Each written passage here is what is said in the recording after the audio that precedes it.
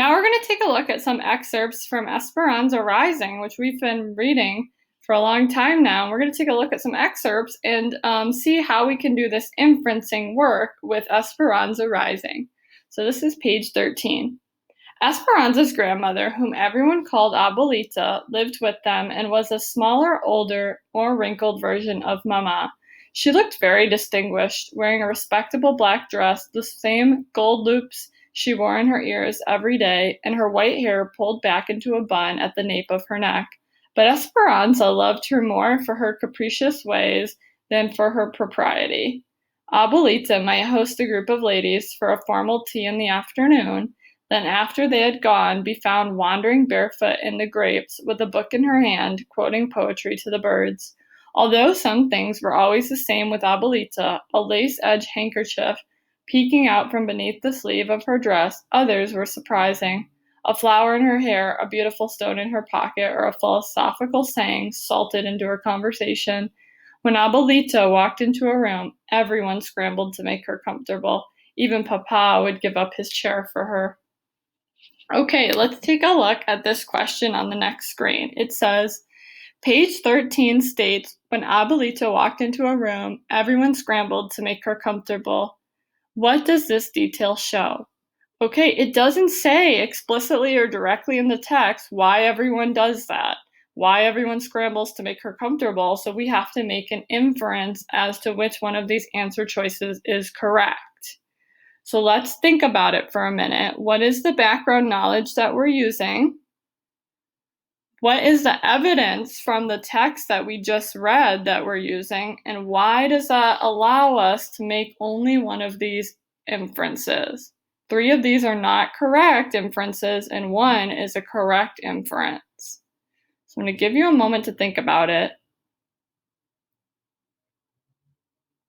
If you know, you can message it in the chat and we'll see what you're coming up with, and then I'll walk you through my thinking and you can see if your thinking matched mine or not.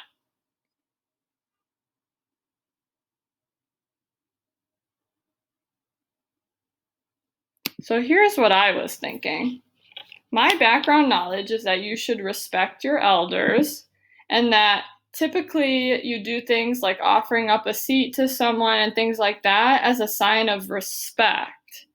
And the evidence I got from the text was, first it said even Papa would give up his chair for her. So that gives me an idea of like what people are doing to make her comfortable. And the second is I know that she is an elderly woman, and it says that she's a smaller, older, more wrinkled version of Mama. So when I think about how I treat my elders and what I've been taught as to how to treat my elders, and what it means when you offer up a seat to someone, and then I look at the text evidence that Papa offers up his seat and that Abuelita would be considered an elder, this makes me draw the inference or conclusion that B, everyone respects Abuelita. Let's do another example here. I can tell you're already getting good at this.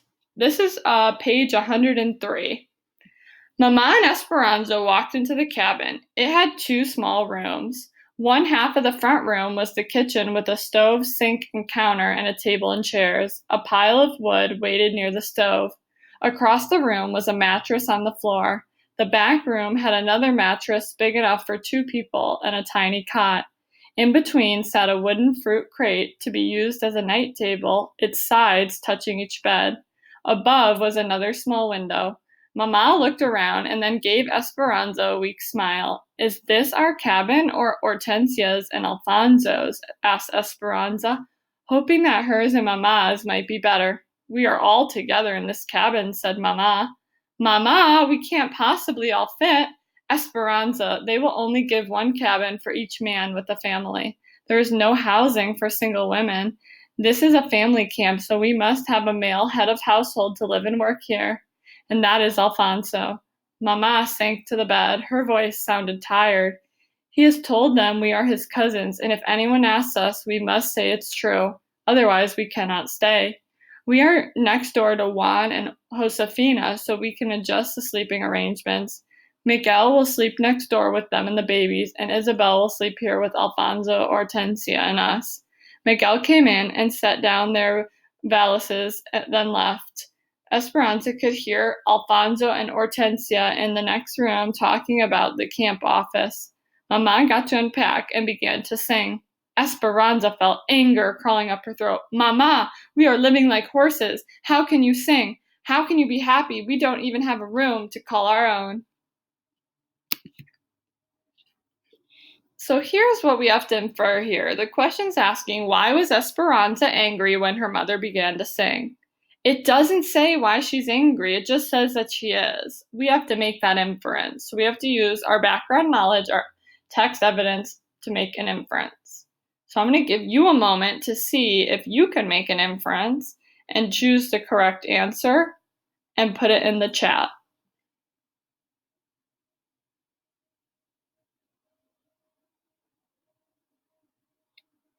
So here's my thinking. My background knowledge is that living like horses means not living very well. And also that people like having their own space. And in the text it said, Mama, we are living like horses. How can you sing? How can you be happy? We don't even have a room to call our own. And so when I use that evidence and my background knowledge that living like horses means living in poor conditions and that people like having their own space, I can infer that the answer is D. She was angry that her mom was happy in such miserable conditions. So that's all I have for you today. For your independent work, you're going to do the same thing we do every day. You're going to go on Canvas. You're going to click enter here or the button with your name.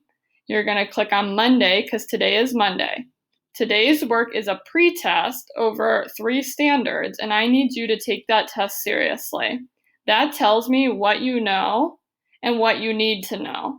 So it's very important that you complete the assessment and that you really show me your best, because if you just click answers, then I'm going to think I need to reteach you all this information that you already know, and then it won't be very fun for you. So I would just really appreciate it if you can show me your best effort.